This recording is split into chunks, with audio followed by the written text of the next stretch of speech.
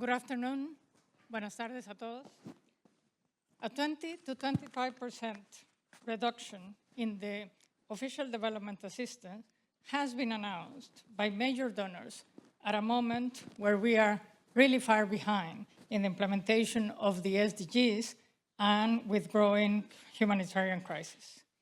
It is my pleasure to be joined by 4 leading voices for this discussion on the future of aid and development that will allow us to examine examples of innovative solutions on how to respond to this new reality and continue to support communities in the first mile of development, those most often excluded from traditional models. So let me start by you, Alexander.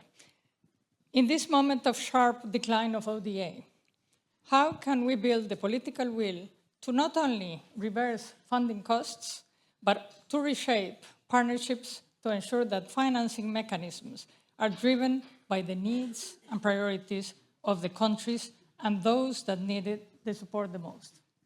Well, thank you for the question and good afternoon to everyone. As you said, I think the cuts in ODA are massive, approximately 1/3. And if you look at the funding gap for the SDGs, before COVID, it used to be 2.5 trillion. Now the funding gap actually is 4 trillion. And one of the reasons, of course, is a decline in ODA, because that has an effect on other financing. I still believe that ODA is good investment. And there is plenty of research that shows that ODA is good investment and for the recipient and for the donor. So what we need to do is make that case again to show that ODA is good investment. There is no doubt on that. And there is one study by the Kiel Institute for World Economy which lined out how do you have the most positive effect of ODA. And there's a few things that come out. First of all, things you do that are related to trade actually make it much more attractive for the donor to invest in ODA, as well for the recipient. Secondly, if you invest in things that have direct impact on people's lives, for example, healthcare, for example, education, that has a direct impact on the local population, and it also has a security case and a stability case, which often makes it interesting for the donors. Third element is if it has impact on small local entrepreneurs. For example, everything related to agriculture and food is a very good example of that. So if we are in this situation where some countries or some donors are hesitating on ODA, let's bring it back to those elements where it has the most impact and where you can prove that again. And maybe last element, you have the most impact if you find alliances. So if you find alliances of countries that believe in it, of non-country investors that believe in it, then you can have most of the impact. And that's maybe also the value of events like this one. I mean, development is something emotional. It's about eradicating hunger. It's about making sure that girls don't get pregnant at the age of 12. It's about making sure that human rights can be respected. That's a very emotional story to be told. And then I think that you need things like Global Citizens to bring that very emotional story, but also the more economic work to prove that for a donor, it's actually a good investment to do so. Thank you very much. Daouda, while the future of development and aid financing is more uncertain than ever, how are national or multilateral IFIs like the IMF evolving to overcome the systemic barriers that have exacerbated the debt crisis faced by the global majority of countries? Well, thank you very much for the question. It's a pleasure to be here. I think this is an important question, and I would actually respond it by referring to some work that we did and that we released last week at the Vatican. So I was privileged to be part of a Jubilee Commission that was set up by the Vatican to address the crisis of development and debt.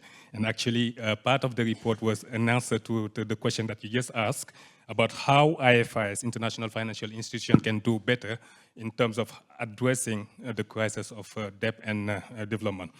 One thing that we do agree and that we actually underscore in that report was that we need to make sure that when there is a crisis of debt, that there are not net transfers of resources from debt-distressed countries to the rest of the world, which is happening now. Back in 2023, it was estimated that about $30 billion actually came out from developing countries to the rest of the world. That actually contributes to worsening the debt crisis. So you need to find a way that IFIs play their role in helping avoid that. That's one.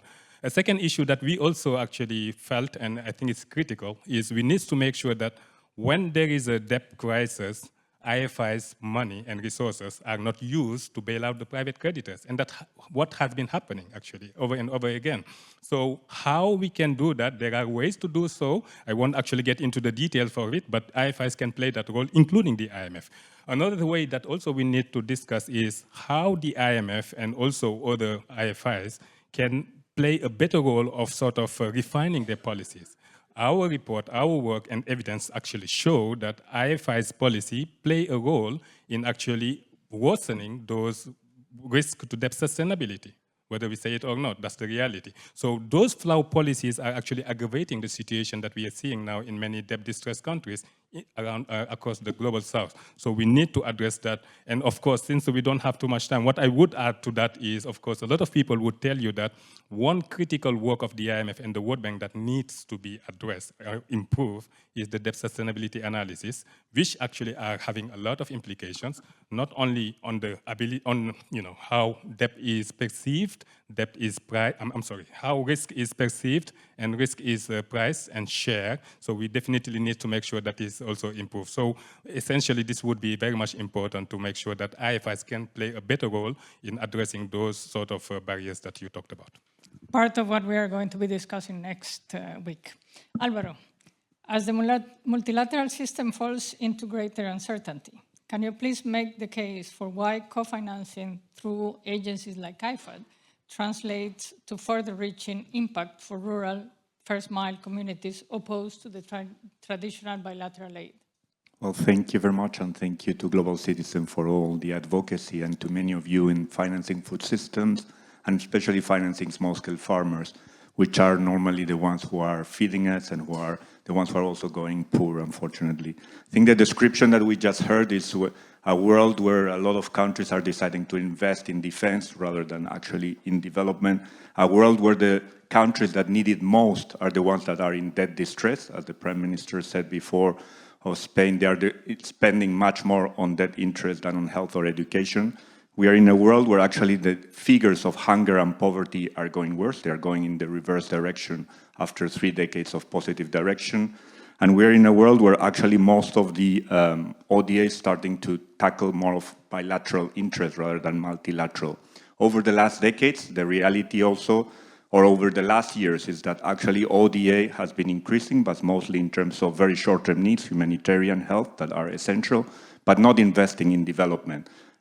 Part of ODA has going into refugees, so the reality is that we count with very limited amounts of money. If you think about ODA, it's around 200 to, or up to now, 200 to 250 billion per year.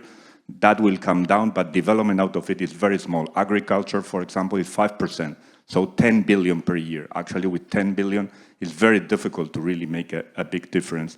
So for us, this means that concessional finance becomes even more important. That's why we are here in Seville.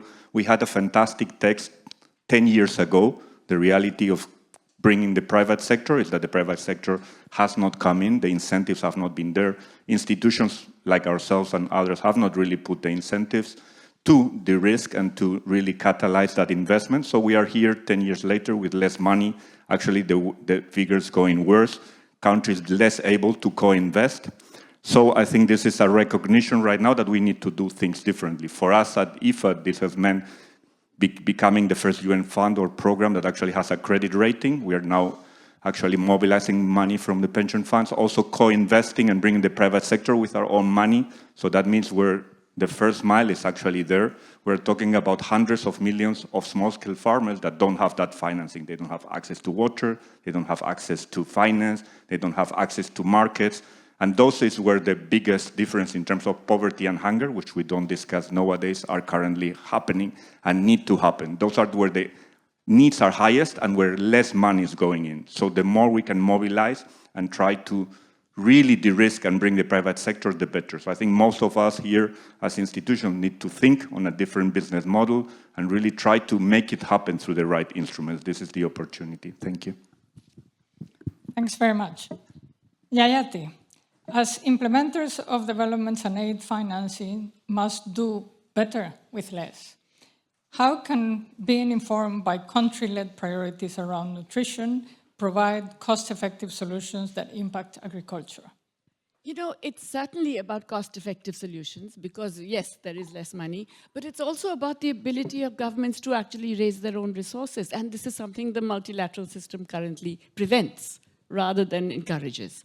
There are serious problems in terms of the way multinational corporations can get away without paying even the basic taxes that domestic corporations pay, that the extremely wealthy can avoid the taxation. And there are illegal and illicit financial flows that deprive some of the poorest governments in the world who would be investing in smallholder agriculture from those minimum resources. So we do need to ensure that governments have that ability to do the innovative taxation that's required. It's not just that the existing system has failed. We are now in a world where trade wars are resulting in pressure on governments to give up even some of the digital service taxes and other taxes that are innovative enough to provide additional resources. Now, we need those resources precisely because we have to do something for smallholder agriculture. We need to invest in research, in climate-resistant agriculture. We need to invest in credit for smallholders, which currently is really on much worse terms than it is for large enterprises. We need to invest in different kinds of irrigation facilities, different responses. Now, all of this is really has to be in terms of public investment, which means that the ability to raise public investment must critically depend on the ability to raise public revenues. And that's something, again, that is very much part of the report that Daouda mentioned, that I was also part of, that the debt problem has to be seen in conjunction with the fact that governments are in debt also because they are really, in a way, prevented from raising their own resources. Thanks. Now I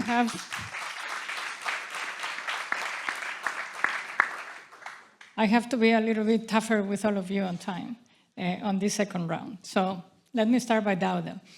Can you share some examples of innovative financing mechanisms that most excite you, considering ODA's downward continuous trend? I think if there was one that I would cite is actually what President Sanchez talked about earlier. That's debt for investment swap, debt for development swap, debt for climate swap, debt for nature swap. That's certainly something that has a potential if we do use them actually appropriately. What we notice right now is that if we are not able to sort of bring them at scale or actually use them at scale, is maybe there are some deficiencies and shortcomings that needs to be addressed. Like, for instance, having enough credit enhancement resources to allow actually that to happen. And this is something that an organization like a Bridgetown Initiative is working, and we are pleased to collaborate with them on that. I can talk over and over about other innovative instruments, whether we are talking about, potentially green bonds, whether we are talking also about other type of instruments. But I'm always hesitant when we talked about innovative financing mechanism, because at the end of the day, those are not innovative instruments. They have been tested positively in other places. Maybe not enough in Africa, but you go to Latin America and the Caribbean, you see a lot of debt for sort of climate or debt for nature swap. You go elsewhere, you see also a lot of green bonds. So right now, for instance, the green bond market is estimated at more than $2 trillion, and only Africa actually accounts for less than 0.1% out of it. So we need to do a better job. But my sense is the issue is not more about actually the innovation or the innovative financing mechanism. It is how we bring innovation in the way we actually deploy public capital, the rare public capital, if you don't have ODA, how we make sure that multilateral finance is deployed adequately to crowd in private sector. And I think everyone has a role to play in that. It starts with, of course, the governments. They need to make sure that they innovatively think about what type of policy and regulatory framework they need to put in place. They also need to think innovatively about how they can improve their planning capacity, their project implementation capacity, and their project preparation capacity. We also need to talk about the Multilateral Development Bank. They also need to innovate. And where I see more scope for innovation is addressing risk that actually many African countries and developing countries are facing. I think if there is risk aversion, chances are there won't be any innovation. So they need to really do a better job in sort of coming up with some innovative instrument to sort of address that risk. And I think it can come with whether it is a credit enhancement or guarantees that are used innovatively and that have been seen elsewhere. And finally, and not last, I would talk also about the role of other actors, like philanthropic actors, for instance, who can play a key role in providing catalytic early stage funding, in making sure that, of course, that also help in sort of helping those type of actors that you're talking about, whether it's the small scale some smallholders, farmers, and others. And I think that was critical. I see you looking at me, so I'm going to stop here. Thank you very much. Sorry, I have the difficult job of stopping all of you. Alexander, how can multilateralism evolve to deliver tangible results for those at the first mile of development, including smallholder farmers and food system workers, whose resilience is central to sustainable development?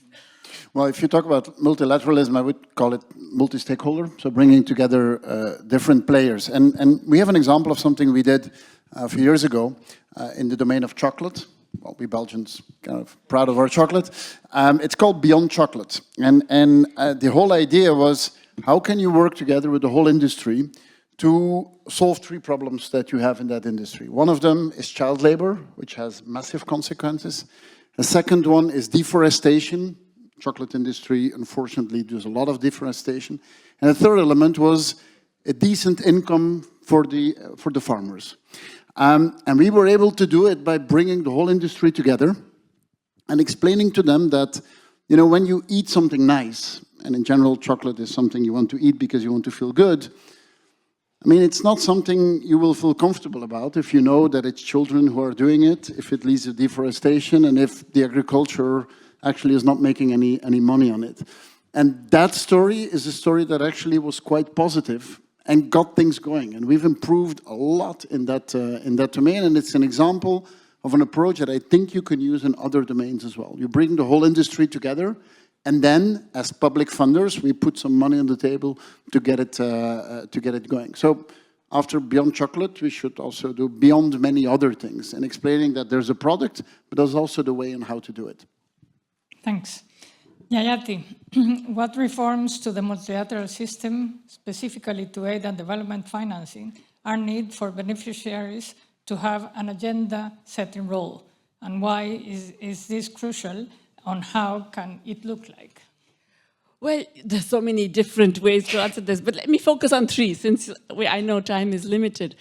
I would say that, first of all, the multilateral financial institutions have got to stop being pro-cyclical. They were designed to be counter-cyclical. They're behaving in the opposite way. That as private funding disappears, so in fact has multilateral financing come down. So that's one critical problem. Second, I think they have pushed deregulation and privatization in countries, which has been deeply inimical to the prospects of development and the role of the state in actually enabling smallholders, in particular in agriculture, but across all small enterprises. It's created a very, very uneven playing fields in most countries. So I think the emphasis on deregulation and on privatization that has been very much part of the loan programs has got to go. And finally, I think they really have to get rid of the idea that fiscal austerity is the solution. You have to grow out of the debt problems, as Daouda has been saying.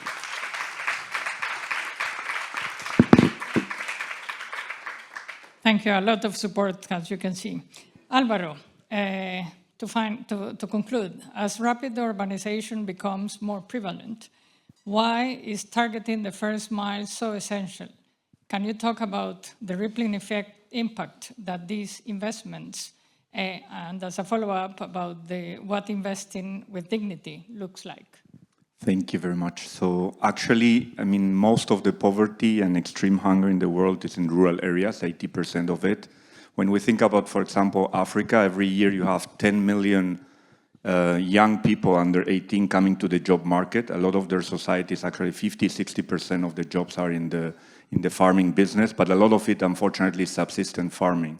So I think the focus, there's enough money, even in Africa, to buy land, to buy big agribusinesses. What there's not enough money is obviously into how can you invest and make profitable and a decent living wage at that first mile. And I think that's where the investments, either with the local private sector or DFIs like IFAD or other MDBs, should be really investing and making the difference, because that targeted investments is not only the size, but the quality of that investment. And that can make the big difference in terms of hunger, in terms of poverty. And not only that, it has also a social return for the communities in terms of, as you know, investing in women's farmer has a double and ripple effect in terms of education, in terms of health and nutritious food. So this type of investments make such a huge difference that I would continue advocating to really not only the quantity, but the type of investments that DFIs can make. Thank you.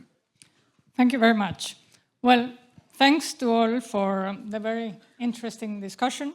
It is clear that even in these difficult times, there are many innovative ways and very committed people and institutions that can make a Global Aid Compact a reality to position the hardest to reach communities at the first mile of development. Prime Minister Sanchez talked about hope, and I hope that this panel gave you a lot of hope. So join me with a round of applause for the panel.